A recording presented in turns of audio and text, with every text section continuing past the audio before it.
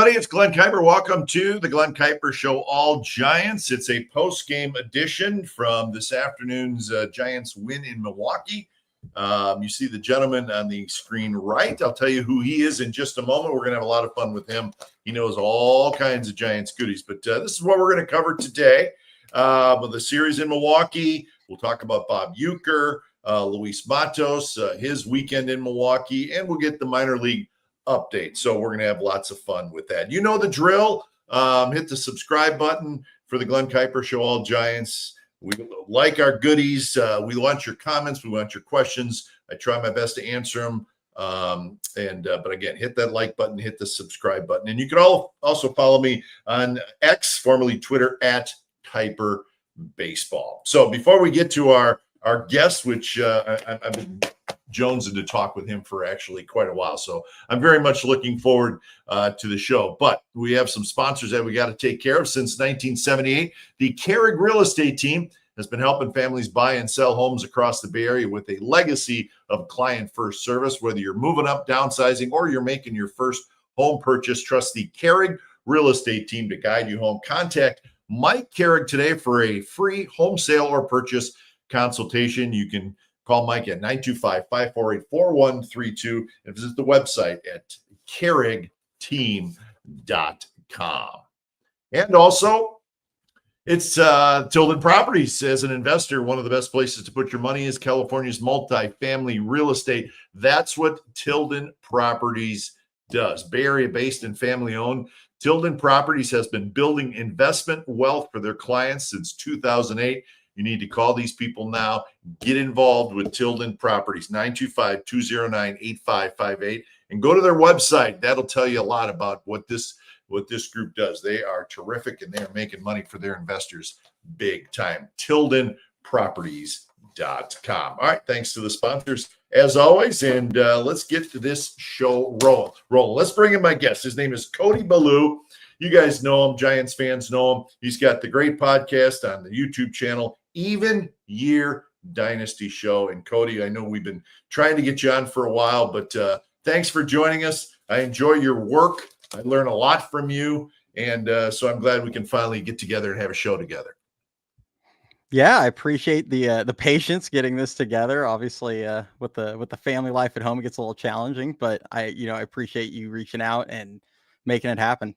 No, absolutely. Awesome. And what we're doing tonight, which is fun, and you do this on YouTube, is you simulcast where my show is on my YouTube channel, but the show is also on Cody's YouTube channel. So I'm hoping that my subscribers, they can subscribe to Cody's show as well, and vice versa. So it's just a way we do things here on YouTube. So that's kind of fun too. So I hope Cody, that all your great subscribers and your listeners and your watchers, I hope they enjoy the combined show tonight. So anyways, let's get started, Cody. Good weekend in Milwaukee. Giants take 2 out of 3 against a really, really good Brewers team. I call them the most fascinating team in baseball because I really think they are, but the best record in the major leagues. But the Giants go in there and they play really good, solid baseball. What are your thoughts on the weekend in Brewtown?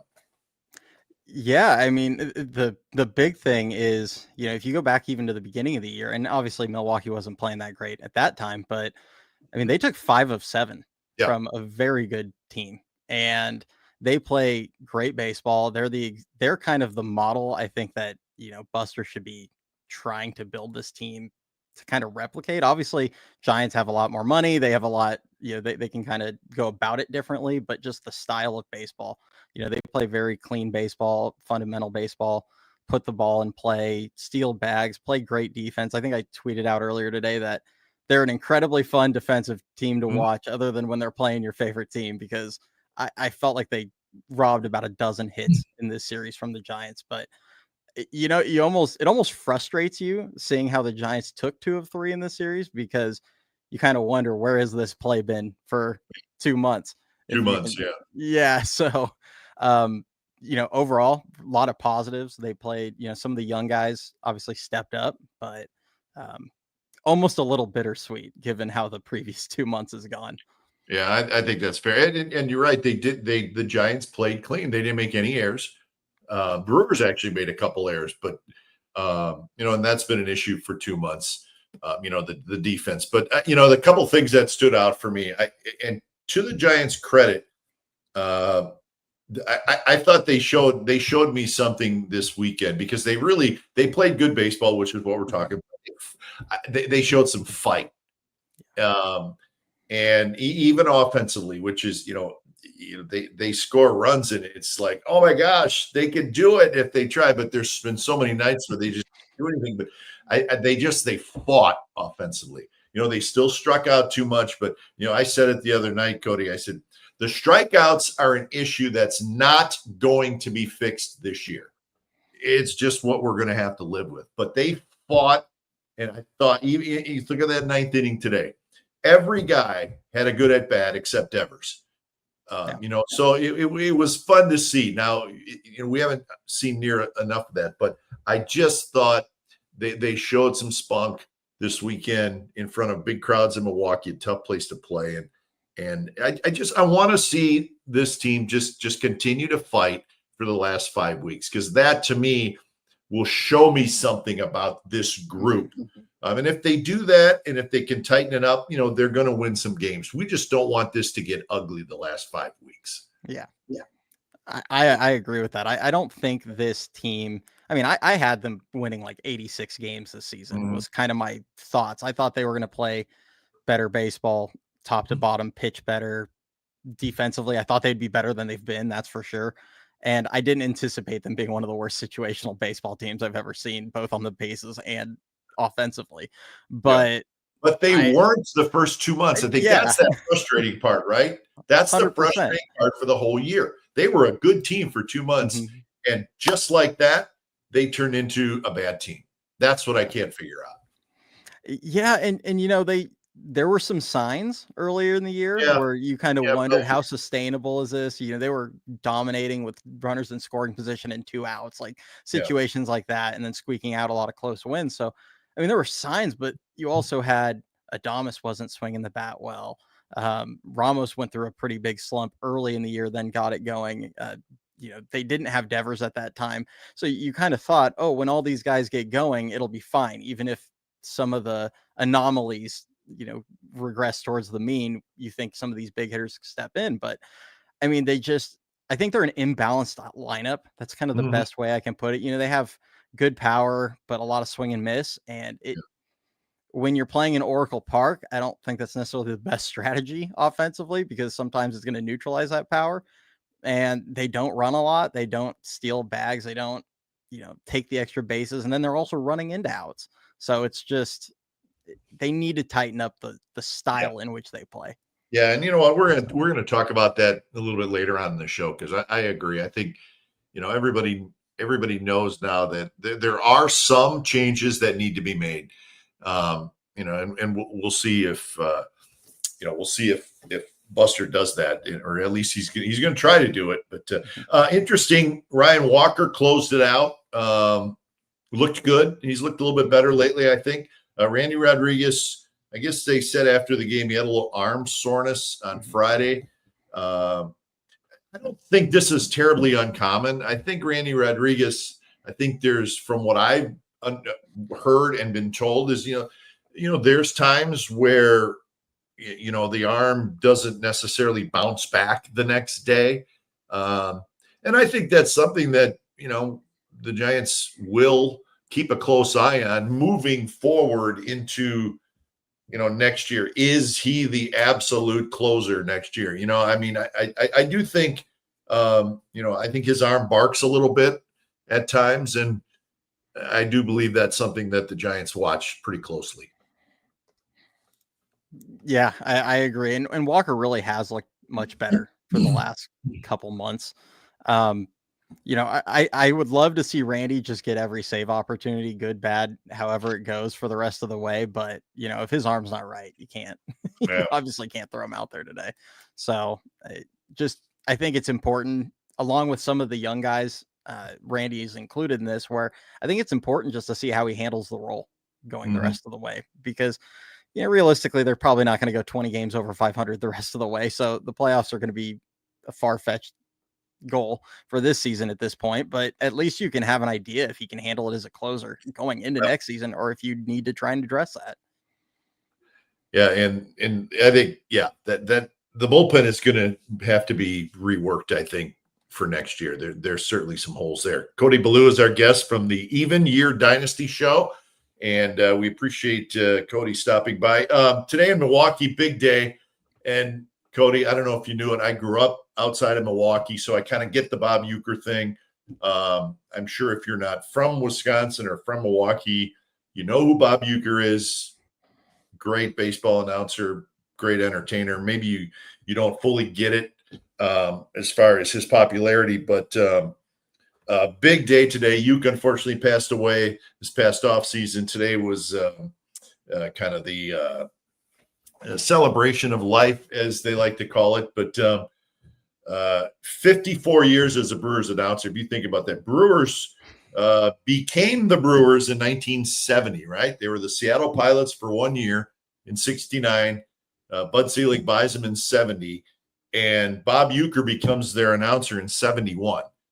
So every year except one, he has been the team's announcer. But I think what makes him so popular, Cody, or made him so popular, is he was born in Milwaukee. He was raised in Milwaukee. He played for the Milwaukee Braves, and he played for some other teams too. And he did, he had TV shows, and he was on Johnny Carson all the time, and he's on a national broadcast all the time. But he always made it clear that the place he enjoyed most was announcing Brewer games in his hometown, his home state. And I think people from there, as I know, because I'm one of them, they're very family oriented and very loyal. And if you put all that together, you can kind of get an idea why Bob Uecker he was beloved by everybody. I mean, nobody disliked Uecker as an announcer if you were a Brewer fan. And I guess I'm telling you this to try to give you a little idea of why he was so incredibly popular back there. Yeah, I mean, that's amazing to hear, because I haven't really dug too deep into the backstory. Obviously, he was I was born in the 90s, so I didn't grow up on a lot of that. But I mean, I grew up in a baseball loving household that, I mean, Major League is still like the one movie that if it's ever on TV, I will drop what I'm doing and watch it. There you go. And that movie is not great without Bob Uecker. I mean, him as Harry Doyle is one of my favorite characters. And he ad libbed a lot of it too. It was ad lib, a lot of those lines. How great is that? I mean, come on. I believe it. And, I saw kind of Dan mentioned in the chat today earlier, but anytime if I was flipping between games, just wanting to watch other baseball games, the Brewers, if I ever flipped to a Brewers game, I was always going to put the Brewers broadcast on, because listening to Bob Uecker that was as good as it got, outside of, biases aside with the Giants announcers. But that was as good as it got for me. Yeah. And listen, he was announcing last year, and he was 90 years old, and he still really sounded good. Mm-hmm. And you think about that, and announcing to 90, that's pretty cool. And I think too, we all understand, as you do, I obviously do, we understand the popularity of Dwayne and Mike and how long they've been doing it for. I think it's around 35 years, and they were Giants players, and there's a friendship there, and there's two of them, and even their popularity, I don't know that it matches the popularity of Uecker in the state of Wisconsin, because it's not just a regional thing. It was the entire state. You know what I mean? So, and I guess I'm not trying to compare that necessarily to Dwayne and Mike, but we all know how beloved Dwayne and Mike are. And I think you can almost take that to another level with Uecker and the entire state of Wisconsin.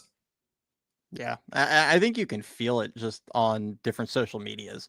Oh, it's every Brewers fan will absolutely love him. I haven't seen a single one say anything negative about him in any way, and you can definitely feel it. Even if it's one of those parks that I would love to go to one of these days, just to kind of see that whole experience there. Yeah, But it's a cool ballpark. It's a little different, you know, but yeah, it's a good, yeah, it's worth a trip. I think Milwaukee's a very nice town in the summertime. The lake's right there, and it's actually a, you know, it's a pretty good trip if you ever are thinking about where should I go to see the Giants.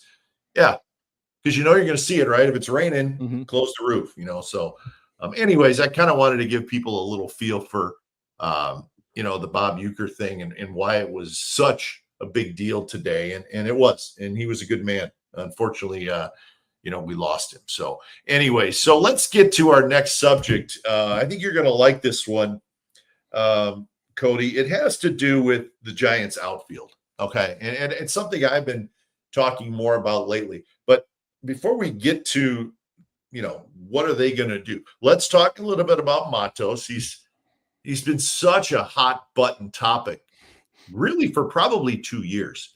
And he, you know, we'll see him have these stretches where you're like, man, he looks really good. And then you know, he's had stretches where he's just gone really cold. I do think some of that is due to how he's been used, the playing time, up, down, all around. You know, it's not easy for a young player.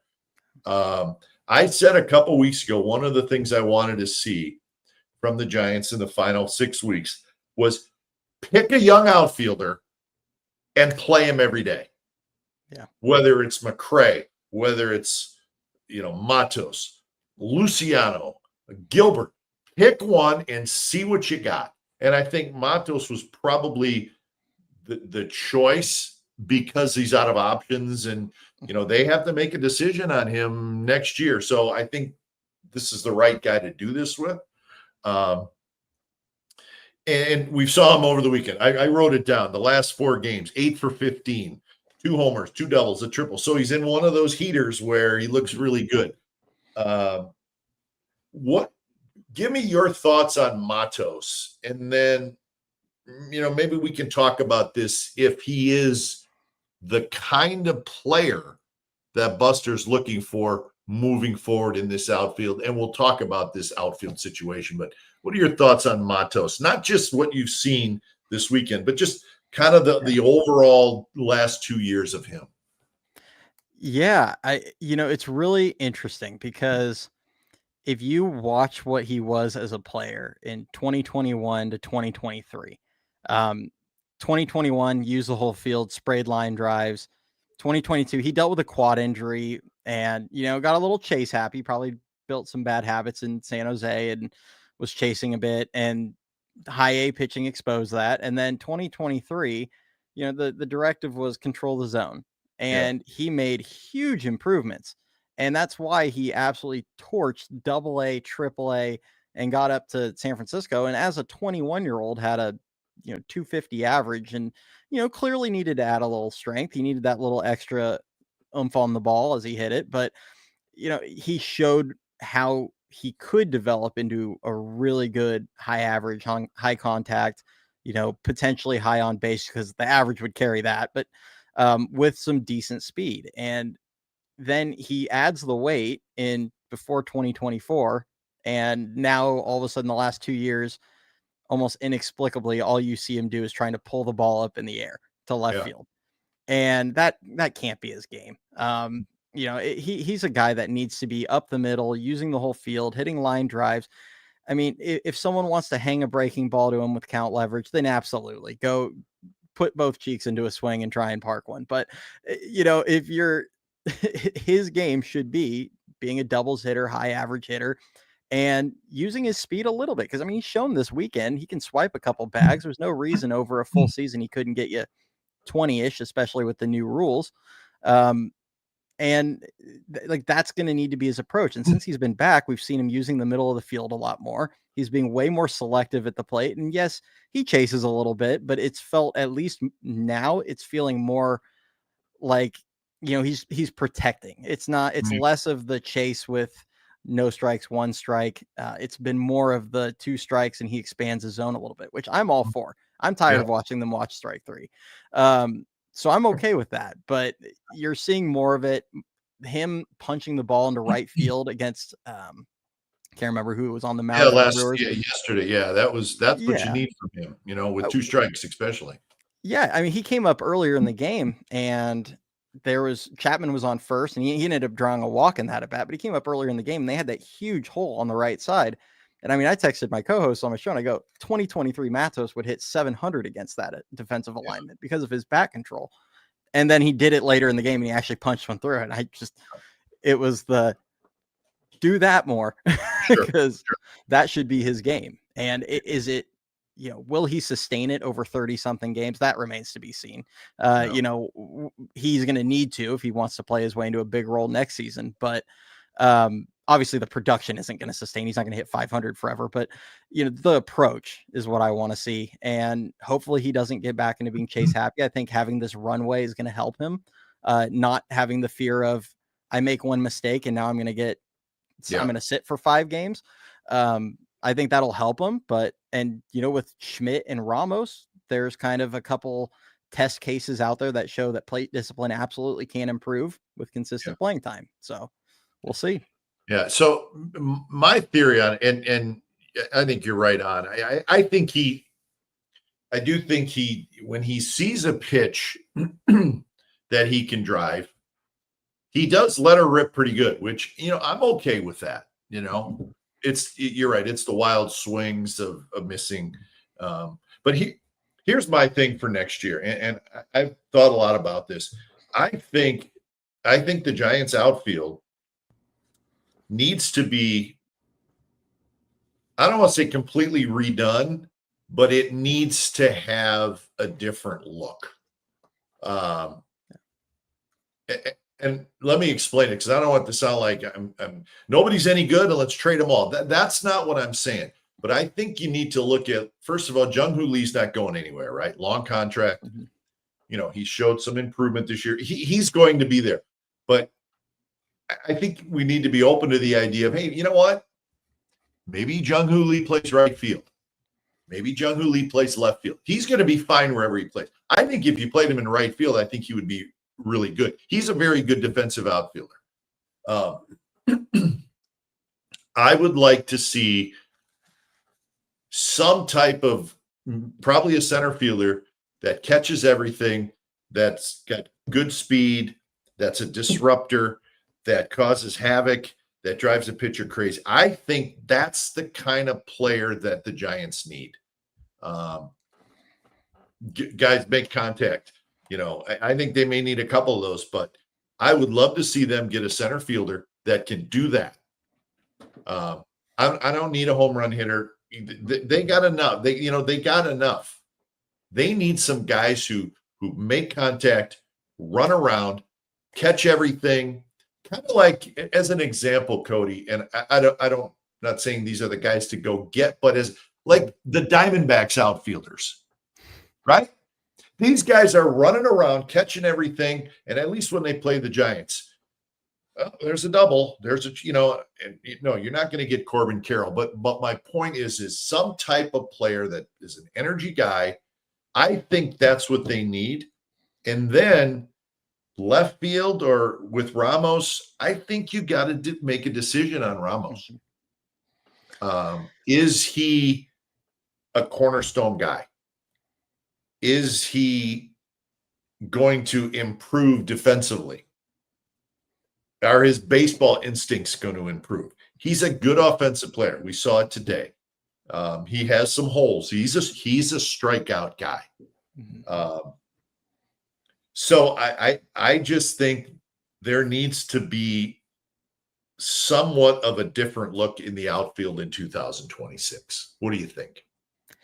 Yeah, I mean, I agree 100% that they need to get at least one defensive savant out there. I mean, Yaz was really solid defensively for years. This year, he was actually pretty close to average. And you kind of felt it overall with Lee. I mean, he's very fundamentally sound defensively. Yeah. I feel like he feels fluid out there. He just doesn't quite have the first step or the range of some of these elite center fielders. And he would probably be a very good, right fielder. I mean, he could be pretty similar to a guy like Randy Wynn in his time.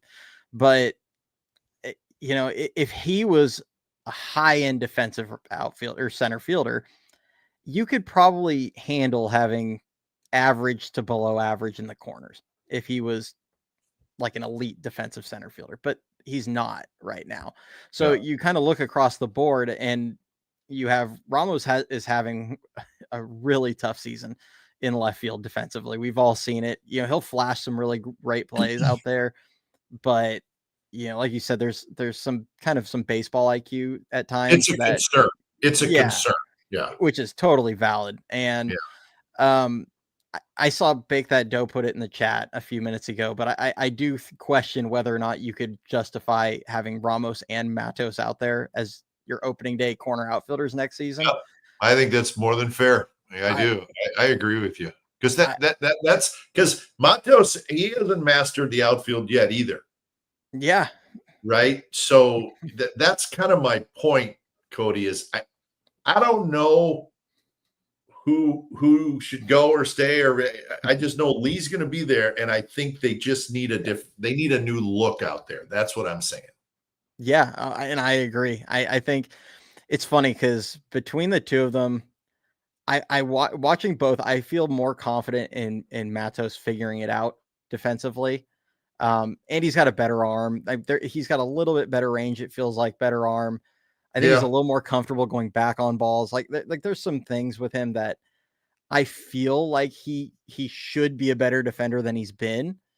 And, maybe it's wishful thinking. I don't know, but it feels like he should be better than he has been and can clean it up.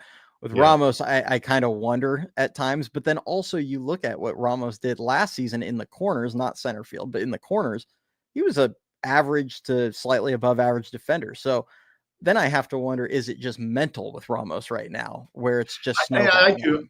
I agree with that. I think sometimes he has, and I like him as a player. I'm not trying to trade the guy. I'm just saying, I think sometimes he has maybe just some concentration lapses. Yeah. And that's fixable, right? Mm-hmm.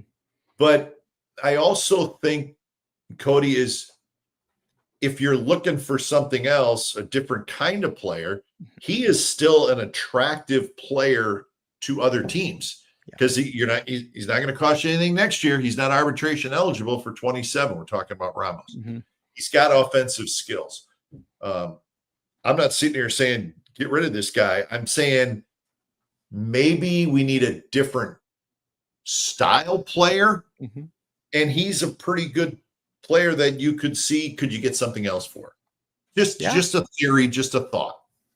I think it's totally legit, valid point. Because there might be another team out there that doesn't have, a Rafi Devers with a Bryce Eldridge waiting in the wings, blocking up DH potentially for the next 6-7 years. There might be another team that can say, hey, we'll try him. And if he just doesn't, progress back to being at least average, we'll just stick him at DH. It's fine. Yeah. The Giants don't really have that luxury given the park they're playing in. Waiting and seeing. They could for a little longer, but they would need to upgrade their defense in right/center field in some capacity. So yeah, it's tough. And it's going to be on Matos to really make this, I think, a conversation over the next 30 games. Because if you look at just what they have, if the offseason started today, the Giants still need a right fielder. So I don't think I'd be rushing out the door to move Ramos, given that all of a sudden now you'd need two outfielders. Sure. So that gets a little bit tough.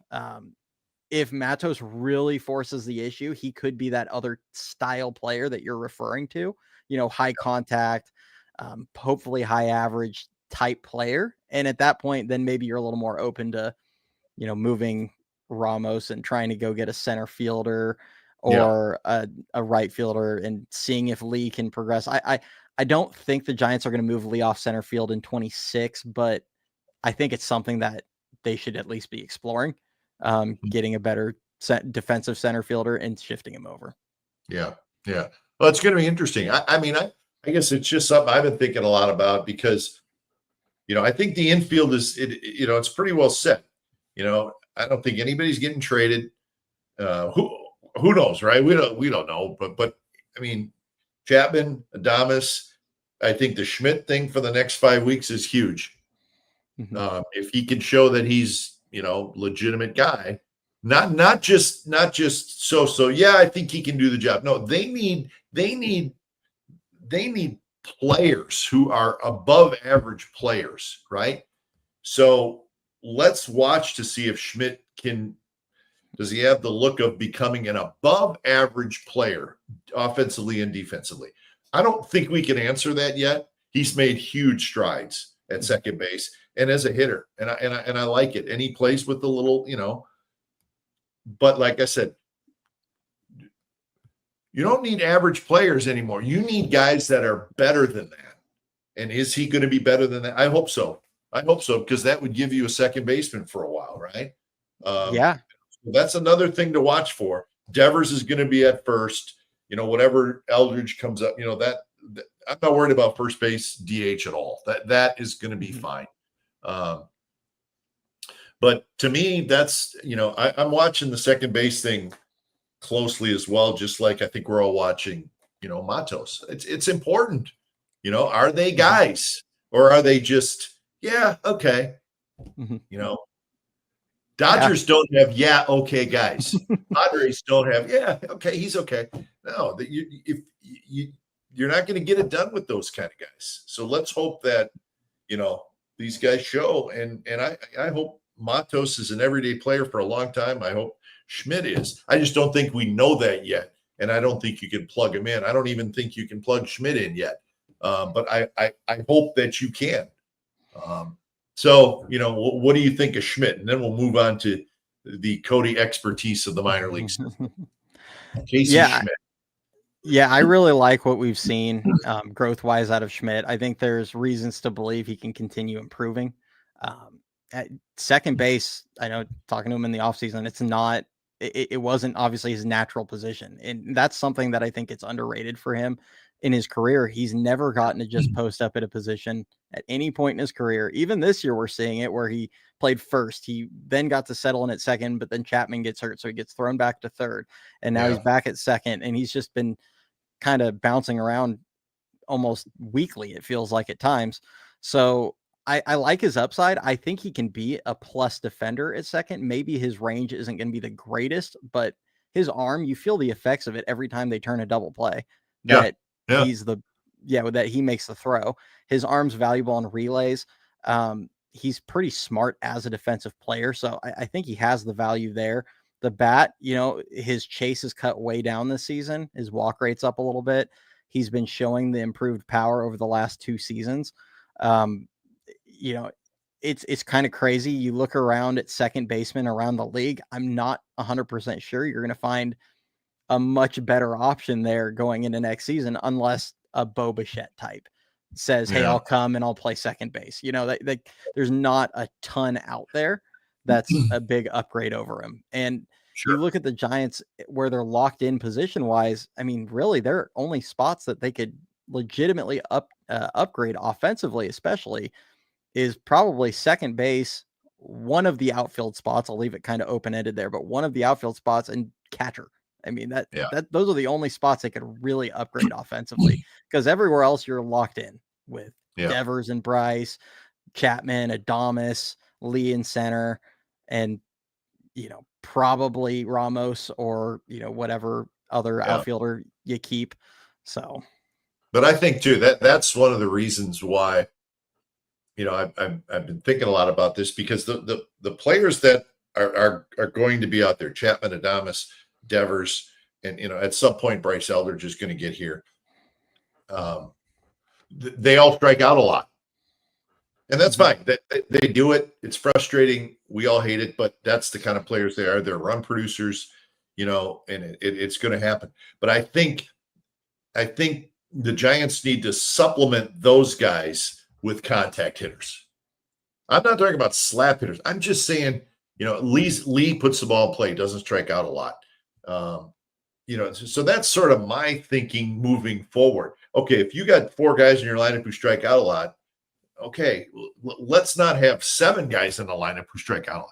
You know what I mean? Let's get some contact guys in there who maybe they're not, hitting 25 home runs, but they're doing other things. They're creating runs, and then I think you're a better offense because you got more options on how to score runs. I don't know. Easy to say, right? Go out and get 4 guys who are going to hit 280 and put the ball in play. It's not going to be that easy, but I think that there needs to be more of a blend of you can't have a guy hitting 210 and striking out a ton.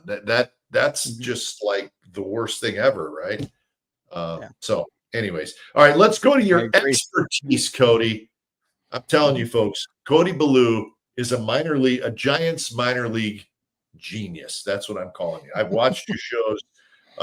It's great, and we all love the minor league stuff because it's fun. You know what? It's the future. It makes you think like you can't wait to see these guys. So I'm going to throw some names out there and just, give me the best updates you can. I'm not going to put you on the spot because you know these guys better than anybody, but we're going to start with the biggest name of all, Bryce Eldridge. He's having a nice year, it looks like, offensively. The power is there, a ton of strikeouts. Would you bring him up if you were Buster Posey to the major leagues?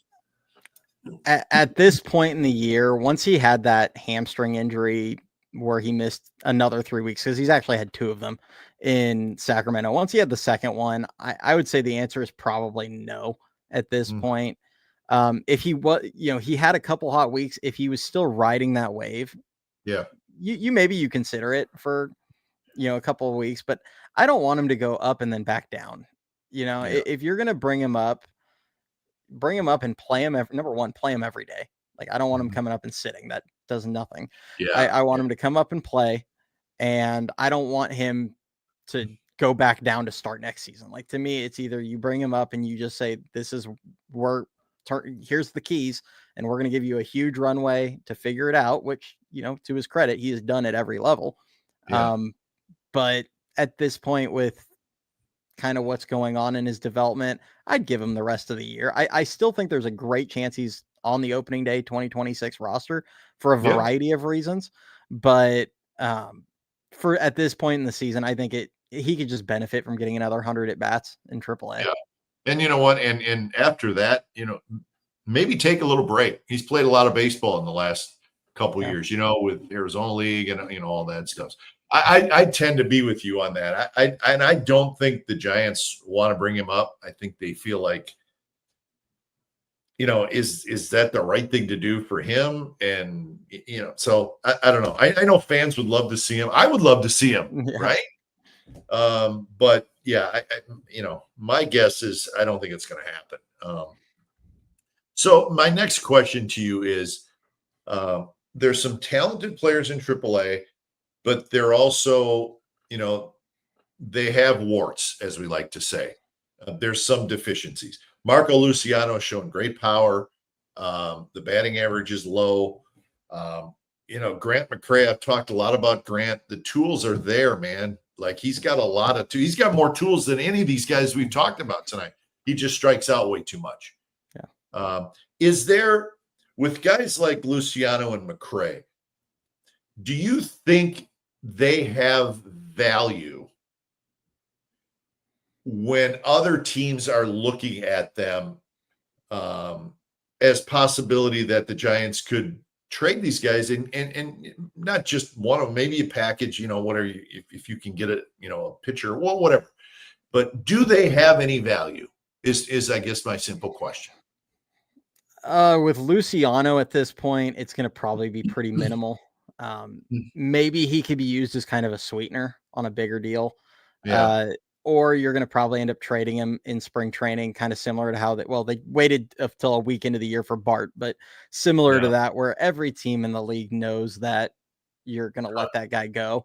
And, they got Austin Strickland for Bart, which was, he's an arm with some upside, kind of a relief arm with some upside down in high A, but you're not going to get anything of incredible value for him at this point in his career. With McCray, he still has 2 more option years after this. So there's a chance that he could have at least some value. Sure. I'm sure there's a team out there that if they could get their hands on him, they would love to. Because, like you said, he's a kind of a legit 4-tool player right now. Yeah, It's just he unfortunately the is. one tool he lacks is one that might keep him out of the majors. Absolutely. It's someone to kind of dream on if you're another team, because you can see the upside there when he has his spurts where he puts it together and he's, hits for a high average and he's hitting a ton of extra base hits and stealing bags all over the place and playing great defense and throwing guys out. I mean, it's crazy when he's on, but Yeah. then he'll strike out 12 times in a week. Is Luciano out of options? He is. Him and Matos. Yeah, him and Matos So they're are in the same boat. Yeah. So that's a big deal. I mean, that makes spring training interesting if they're still with the team. Yeah. Bo Davidson is super excited about this kid. I've seen the highlights. I know you've talked about him a lot. Left-handed hitter. He's in Double-A. I guess he's doing okay in Double-A. He had a couple of home runs the other night, I believe. But I mean, how advanced is Bo Davidson? I guess my question is, when are we going to see him in the big leagues? But he's in Double-A at this point, so he's getting close. He got moved up to Double-A, but he's an exciting player. Yeah, I think him along with Dakota Jordan down in Single A are two of the most toolsy players in the system, probably the most toolsy outfielders they have. Yeah. I think he's a legitimate 5-tool prospect, not like superstar 5, like all 5 are great, but 5+ average to above average tools.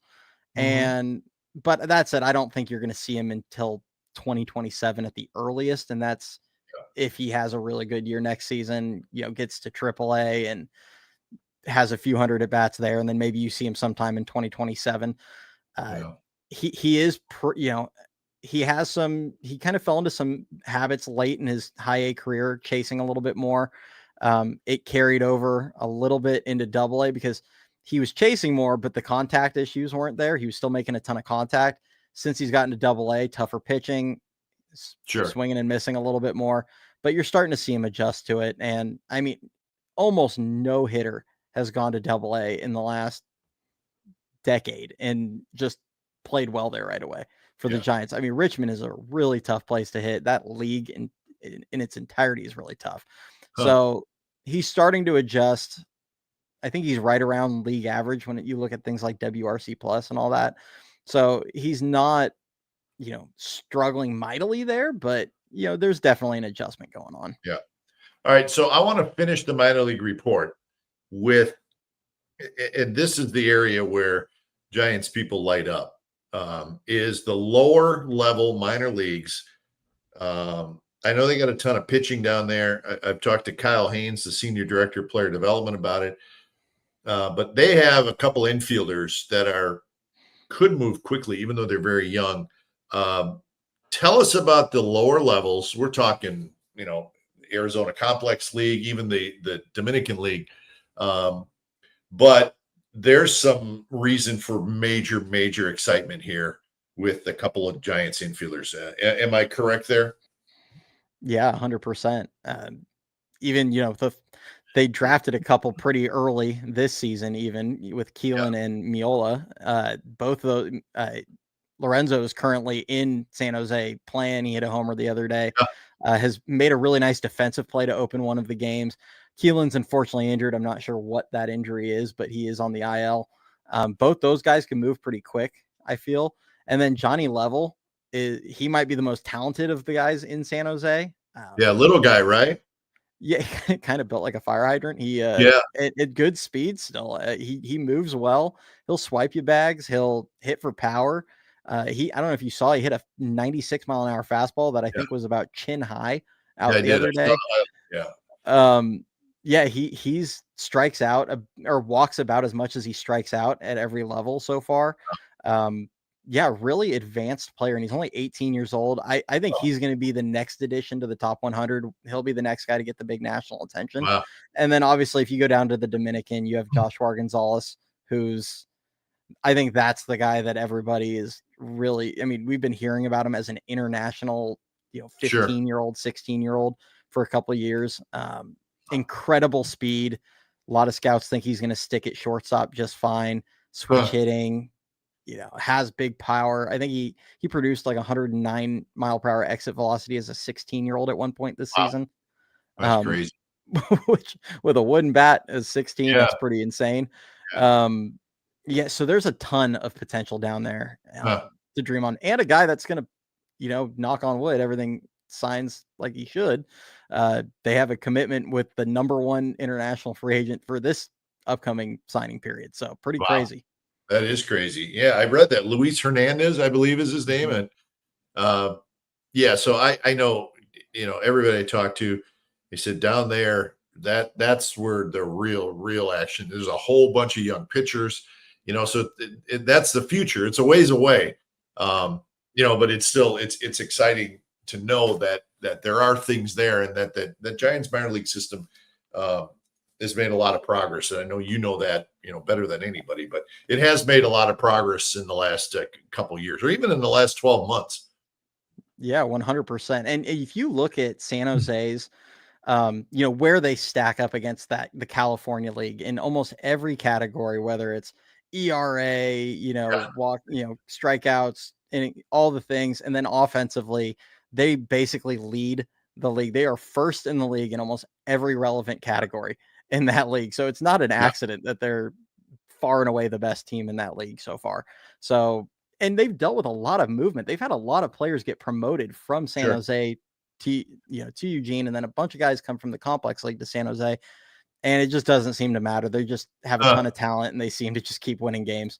Yeah, that's exciting. You know what, Cody, I'm going to let you go. We're going to wrap up the show, but I'm glad we finally got you on. I really would like to do this again with you. The off season's going to be here, and there's going to be a ton of things to talk about, but there's not going to be any games to talk about. But I'd love to have you on again, and I appreciate you coming on, and I hope you enjoyed yourself. Yeah, this was a pleasure. I really enjoyed it. Hope we can do it again in the off season, and we'll definitely make it happen. All right, thanks, Cody. I appreciate it. All right, so thanks. Cody Ballou, he's got a great show. It's called the Even Year Dynasty Show. Check it out. It's on the YouTube channel. He's got his own YouTube channel, just like I do, but it's really good, and he does a terrific job with the Giants minor league system. I mean, he's got video of everybody, and so I watch him just to learn. So I appreciate Cody coming on, and check out his show. Again, it's the Even Year Dynasty Show with Cody Ballou. So that's going to do it for this show. Hope you enjoyed it. Tried to cover a little bit of everything, but we always like to check on the minor leaguers. So as we head out, let's make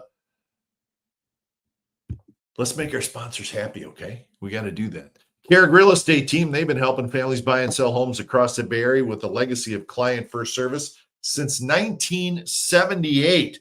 Contact Mike Carrick today for a free home sale or purchase consultation. Call them at 925-548-4132 and go to their website, carrickteam.com.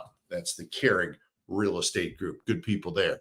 And Tilden Properties, as an investor, one of the best places to put your money is California's multifamily real estate. With Tilden Properties, you're going to see quarterly dividends and equity buildup in the real estate market. Isn't that what you want? Bay Area-based family-owned Tilden Properties has been building investment wealth for their clients since 2008. Give them a call at 925-209-8558 and check out their portfolio at tildenproperties.com. So thank you to Tilden Properties and the Carrick Real Estate Team.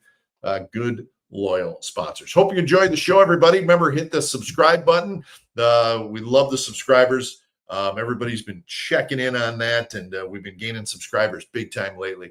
Appreciate that. Hit the like buttons. We'll be back a little bit later in the week. And the Giants and the Cubs 3-game series starting Tuesday, Wednesday, Thursday. So we'll be talking about that, and we'll be seeing how Luis Matos does, and we'll see how Casey Schmidt does. We're keeping a close eye on those two guys. Hope you enjoyed the show, everybody. I'm Glen Kuiper. This has been the Glen Kuiper Show. All Giants. We'll see you down the road.